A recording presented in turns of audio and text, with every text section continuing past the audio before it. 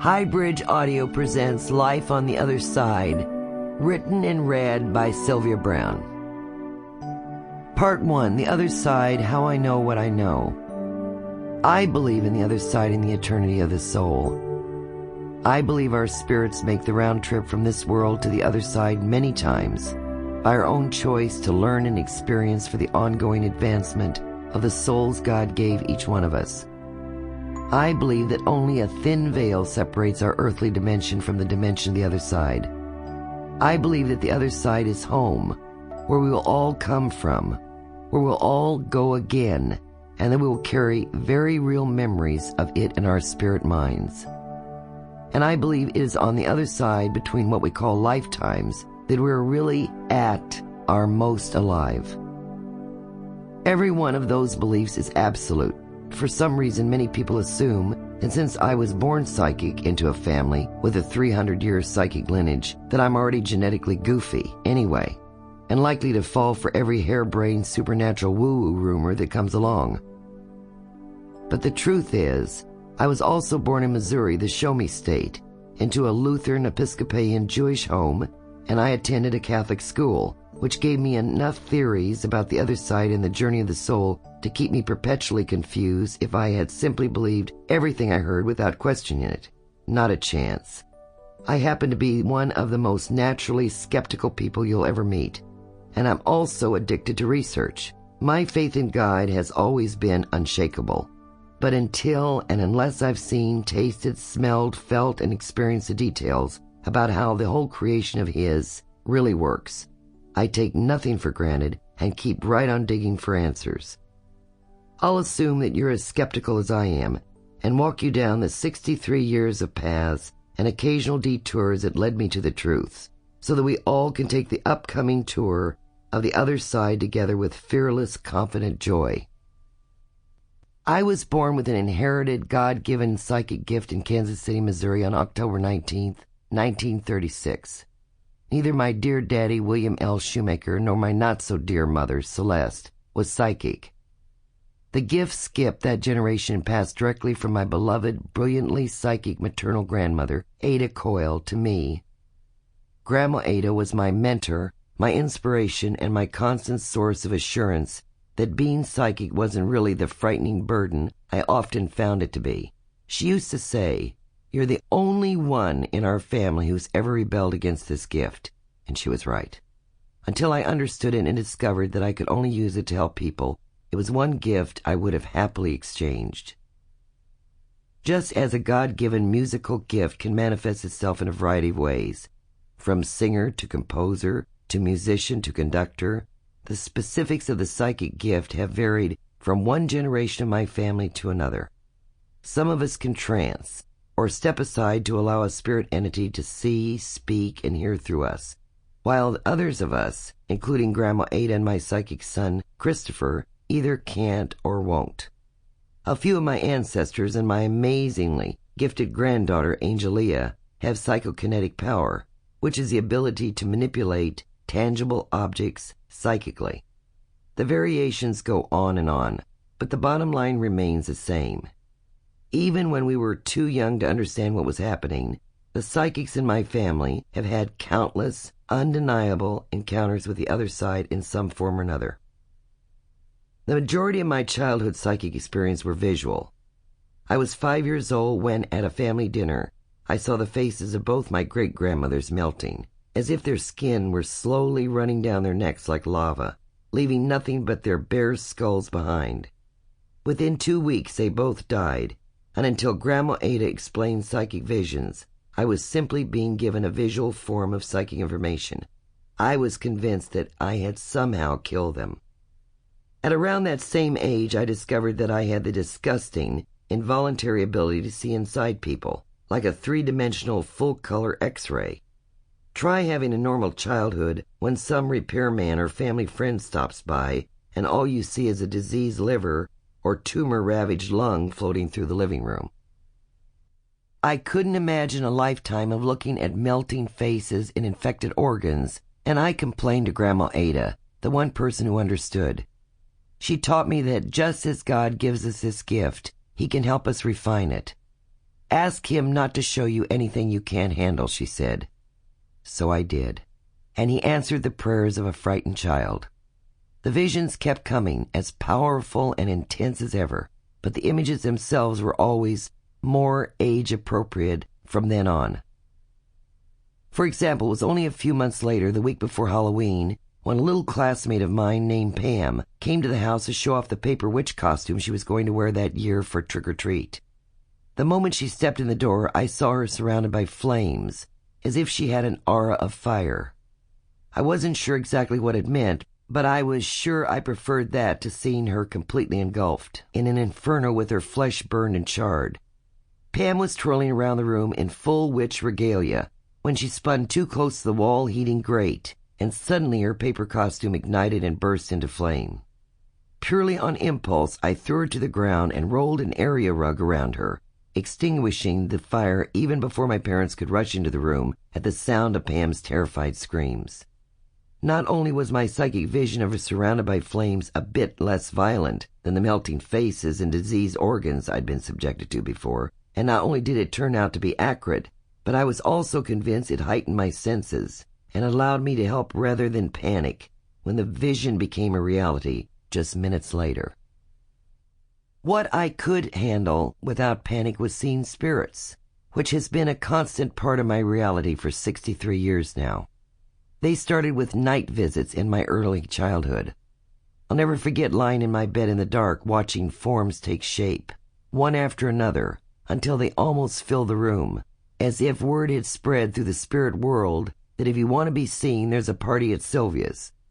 They never threatened me, or even paid much attention to me. They just mingled and went about their business until a light came on, at which time they promptly became invisible to my clairvoyant night vision. Again I complained to Grandma Ada, and she calmly handed me a flashlight to take to bed with me. It worked, thank God. To this day I can't sleep in a completely dark room, because the minute I try it, the room begins to fill up. As a child it was scary.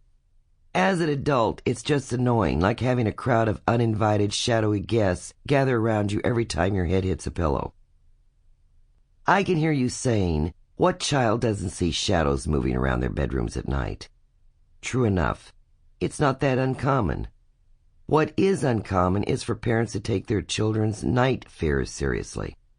The typical reaction is to turn on the light and say to the trembling child, "You see, there's nothing here. Stop imagining things and go to sleep."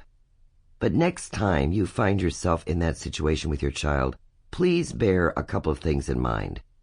For one thing, my spirit guide Francine, whom I'll properly introduce later, swears that one of the most unfortunate words in the English language is imagination, because it's too convenient an excuse for a lot of incidents that deserve a closer look.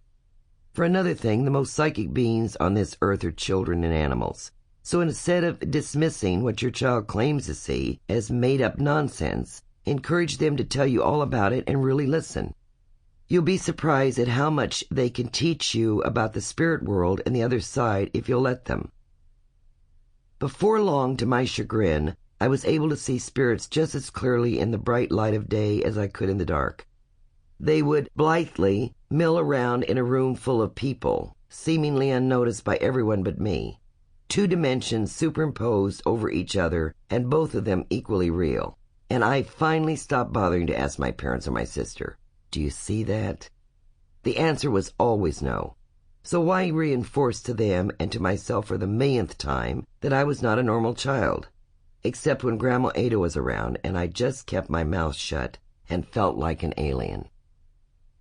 It was in the context of all these spirits around me and my curiosity about where they came from that Grandma Ada started telling me about the other side. She said that when life on this earth ends, our eternal spirits leave our body and go home to God in a place of unimaginable beauty, full of colors and music and pure, all-encompassing love. These spirits weren't coming around to hurt me. They were just visiting from the other side, and because of the gifts she and I shared, we could see them when others couldn't. I was 7 years old when the other side became intensely personal for me and changed my life forever. I was in my bedroom brushing my hair playing with my flashlight, trying to ignore my certainty that someone I couldn't see was nearby watching me. Suddenly, almost blindingly, the light from the flashlight grew and intensified until it filled the room with a pure white glow, and from the midst of the light a woman's voice said, "I come from God, Sylvia. Don't be afraid." If a disembodied voice told you not to be afraid, no matter where it came from, would you just sit there? Me neither. I was out of that room, flying down the stairs, terrified, in search of Grandma Ada. I crashed into her in the kitchen, where she was cleaning vegetables from her victory garden. Sobbing and trembling, I told her what had happened. She held me, stroked my hair, and explained, as if she'd been expecting this. "That was your spirit guide, sweetheart. She's here to help you. Pick up the carrots." As always, Grandma Ada was right. It was indeed my spirit guide, and I've never spent a day without her since. Her real name is Aina, but for reasons no one can quite remember, I immediately insisted on calling her Francine instead. In her one lifetime on Earth, she was an Aztec Inca from a small village in Colombia, killed by a spear in 1520 while trying to protect her child during a violent Spanish invasion. She is my closest friend, my constant companion, my patient confidant, my teacher, my resident expert on the other side, and my infuriating, judicious protector who knows I can't learn without making mistakes. She speaks to me in a voice that's transformed into a high chirping sound as it makes a transition from her dimension to mine. With my permission, she also speaks through me, using my voice while I trance, oblivious to what goes on in my absence until I'm told about it later or hear her on tape. She's 5'9", rail thin, with elegant long-fingered hands, and waist-length black hair that she wears in a thick braid. She is slow-eyed, and her looks are exotic, almost Egyptian, with her olive skin and huge dark eyes. I didn't get my first actual glimpse of Francine until I was 18 and in college, and when she appeared, I very deliberately closed my eyes and turned away. I majored in education and literature at St. Teresa's College, with a minor in theology, toward my goal of becoming a teacher. I also signed up for hypnosis class at the University of Kansas City. Francine had been chirping away to me on a regular basis for 11 years by then. The Three Faces of Eve was a hot new must-see movie about a woman with multiple personalities. And as part of my required studies, I was taking a course in abnormal psychology. I had felt abnormal all my life, and now here was a handy textbook that listed the 8 symptoms of schizophrenia, 4 of which might as well have had a little photo of me beside them as far as I was concerned. The more I read, the more I studied, and the more I added things up, the more impossible it became to ignore the obvious. I was crazy. I was also smug when I announced it in my farewell speech to this symptom of my dementia I had known for so many years as Francine. She listened with her usual patience and didn't argue with me, or defend herself even once. But she did ask me to indulge her in one little demonstration before I permanently declared her unreal. For the first time since I met her, she was going to materialize. It was nighttime, raining. My mother, father, and sister were with me, beside themselves with excitement at the prospect of seeing this woman I'd been chattering about for all these years. I, on the other hand, was some combination of scared, anxious, and resigned to the fact that when nothing happened, it would prove beyond a doubt how completely nuts I really was. We dimmed the lights a little, at her request, so as not to hurt her eyes on her first physical trip to this dimension in several centuries, or so she said. And then we waited. But not for long. There was a rocking chair beside me. Slowly, with silent grace, the folds of a pale blue dress took form, draping from the seat of the chair to the floor. Next came a hand, resting in the lap of the soft dress, its fingers long and slender. My father ecstatically blurted out, "Don't anyone talk until she's gone, so we'll know we didn't influence each other about what we saw." No problem. Mother and Sharon were too busy gasping in awe to form actual words anyway. An arm gradually appeared above the hand, with smooth mocha skin, and then resting against it a long braid of thick black hair. That was enough for me. While my family kept watching, utterly enchanted, I turned away and never glanced back. Dr. John Rennick, a psychiatrist who has become one of my favorite teachers and confidant, was surprised at me when I told him the next day about my reaction to Francine's physical debut. He thought I should be thrilled. "I've known all along that you're too strong and well integrated to have any serious psychological problems, let alone schizophrenia," he told me. "But you and your family saw Francine with your own eyes. She's real, which means that you're perfectly sane. Why did you turn away from her?" I don't cry often, but I remember feeling tears on my cheeks. "Because I have to live in this world, Dr. Rennick. I hear and see so much that normal people don't have to put up with. I don't want to be some airy-fairy weirdo. I want to be a teacher. I'm goofy enough. I can't afford to be any goofier." He smiled, looked into my eyes, and said, "What a perfectly sane thing to say." I finally smiled back. I still have a written diagnosis from him. Normal, but has paranormal abilities. Even with the question mark, it meant a lot to me, coming from a highly respected psychiatrist, and at least as a psychic, and I've never questioned my sanity again. Now that I had fully accepted Francine, and at the risk of sounding like an ingrate, I began complaining to her about her high-pitched, chipmunk-like chirp, and asked if she couldn't find some slower, lower octave, less irritating way to communicate.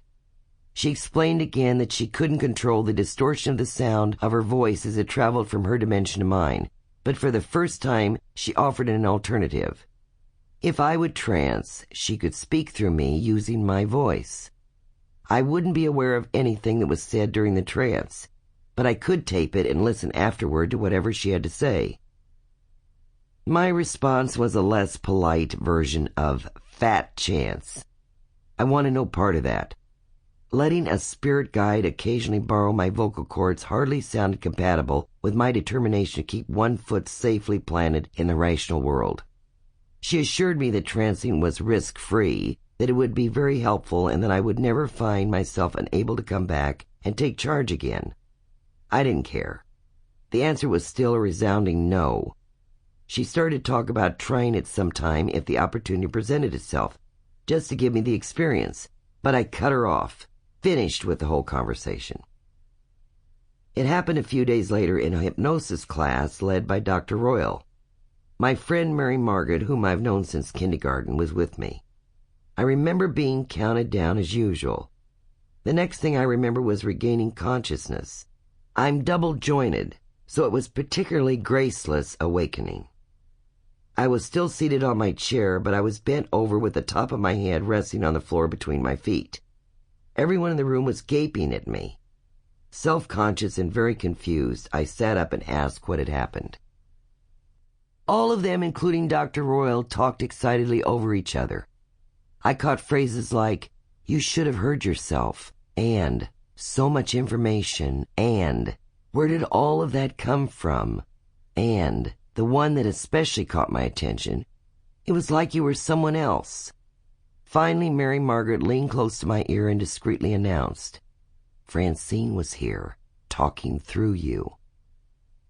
I insisted that there must be some mistake, but Mary Margaret was a close friend who knew me well, and she had been hearing about Francine for years. It wasn't just that Francine had introduced herself to the class while I was gone.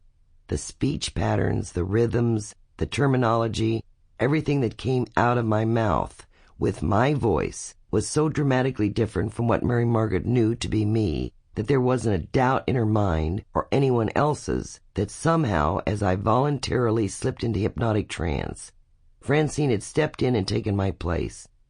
And by the way, they loved her and hoped she would come back soon. I was furious. I confronted Francine that night, demanding to know how she could betray me like that. She patiently reminded me that she had told me she would be watching for an opportunity to channel through me, and the hypnotic trance she used to accomplish it was voluntary on my part. So she hadn't really lied to me, nor had she really come in against my will. She just wanted to show me how safe it was for me to channel her, that I could and would always come back, and that it was a perfect way to help her communicate with those who had no other way to hear what she had to say. I have never won an argument with Francine, including that one. She convinced me to give channeling a try. When she talks through me, it's always with my willing permission, and she's been of immeasurable help to countless people.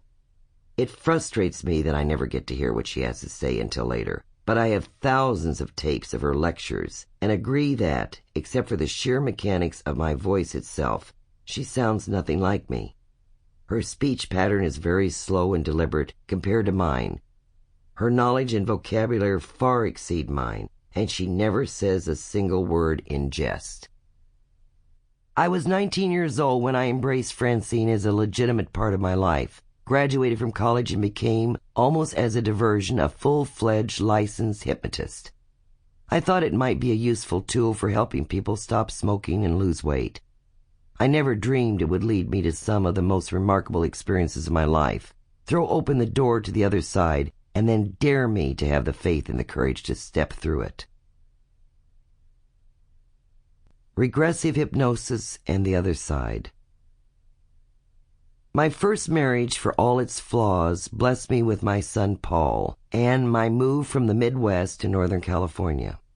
There I started doing professional readings, trancing Francine for lectures to countless rapt audiences, and working towards my master's degree at San Francisco University.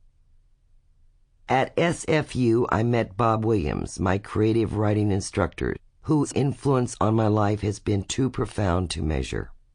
We used to talk long into the night about the tarot, imagery in James Joyce's Ulysses, metaphysics in general, and inevitably the paranormal. One day he surprised me and my classmates by announcing that Mrs. Dufresne, my married name, will now demonstrate her psychic ability by giving readings to any of you who care to volunteer. There were 50 in the class and 50 volunteered. Thanks to word of mouth, I was never at a loss for clients again. On another day, he guided me into a tiny bookstore, pointed out books by psychic healer Edgar Cayce, Madame Helena Blavatsky, philosopher Jean-Paul Sartre and Bertrand Russell, and countless other authors, like you, and told me that my next assignment was to read them all. I already had. He smiled and said, "Then read them again, but this time do something about it. Study, teach, explore new boundaries, exceed your grasp and theirs. Start a research center to attract more people and spread the word. Your work can be even more important than any of these authors if you'll let it." Bob and I loved each other, and I pointed out the obvious lack of objectivity that would lead him to compare me to the great Edgar Cayce and the others. His response was simple: "I believe in you, just do it. I'll help you." He never got the chance. Despite my premonition that he wouldn't make it back alive, he took off for a trip to Australia. He came home in a pine box. There hasn't been a day in the 25 years since that I haven't missed him, loved him, and thanked him. In 1974, I started the Nirvana Foundation for Psychic Research in Bob's memory. The foundation had two primary purposes: to teach psychic development and to explore and prove the survival of the spirit after death. I registered the Nirvana Foundation with the state of California as a non-profit organization. Then I placed an ad in the local newspaper offering psychic classes. 22 people responded by wedging themselves into my tiny living room on that first Tuesday night. Those 22 told 22, who told 22 more, and finally I had no choice but to scrape together enough money to rent office space in a storefront to accommodate the growing crowds. My parents and sister had moved to California by then, so I promptly hired Daddy and Sharon as part of a staff of 7, and together we improvised to make the Nirvana Foundation for Psychic Research a worthwhile humanitarian effort. I did readings every day and taught classes every night, between Francine's lectures, and still tried my best to be an attentive mother to my 2 young sons.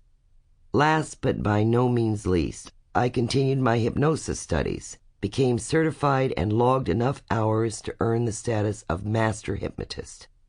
I am now licensed to train and certify other hypnotists, and several of my staff members were eager and talented students. I began exploring my curiosity about regressive hypnosis with the goal of taking clients back to their birth into this life. To be honest, the idea of lives before this one wasn't an issue for me.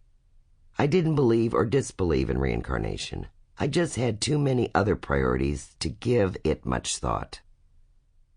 So it is an understatement to say I was caught off guard by what happened during a hypnosis session one bleak afternoon shortly after the Nirvana Foundation became a reality. I was doing weight loss hypnotherapy on a new client when he suddenly seemed to lose his mind. First, he talked in the present tense about his life in Egypt as a builder of pyramids. He included some fascinating details about anti-gravitational devices that were so fantastic I couldn't follow them. Next, he launched into a lengthy monologue in what sounded like an endless series of nonsense syllables. I thought he was having a psychotic episode and knew it could be dangerous to him for me to interrupt him. So I listened and tried to appear calm while silently begging him not to become violent.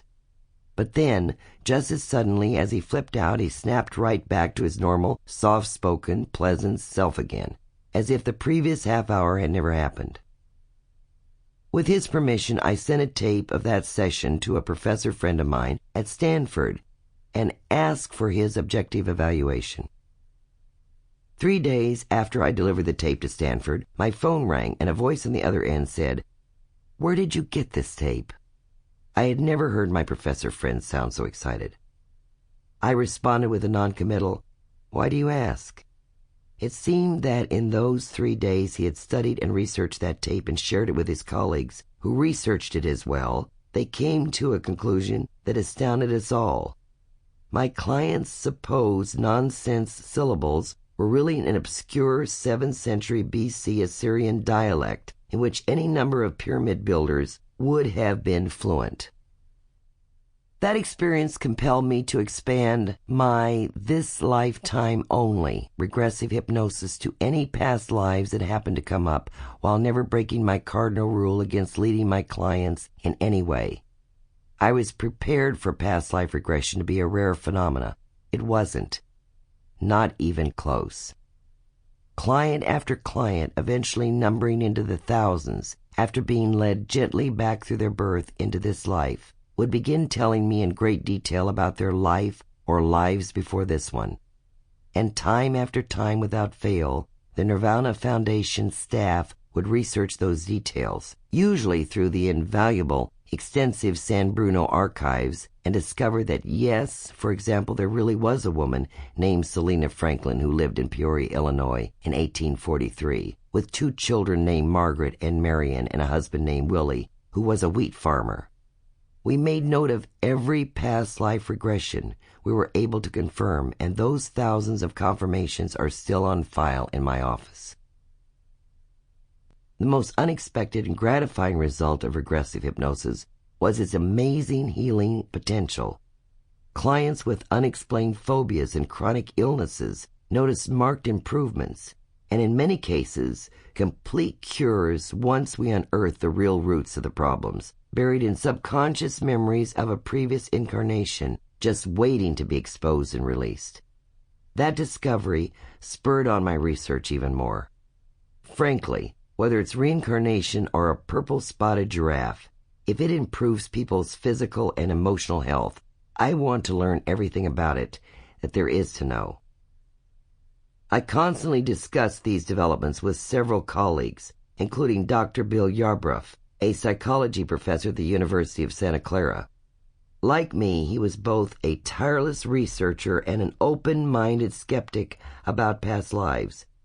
No matter what tape or story or theory I brought him, he never said, "That's ridiculous." Instead, he always sounded intrigued and said, "Let's check it out." I'm eternally grateful, and I do mean eternally. I was absent, in a way, for one of Bill's most remarkable efforts at checking it out. He was very curious about Francine. Sample complete. Ready to continue?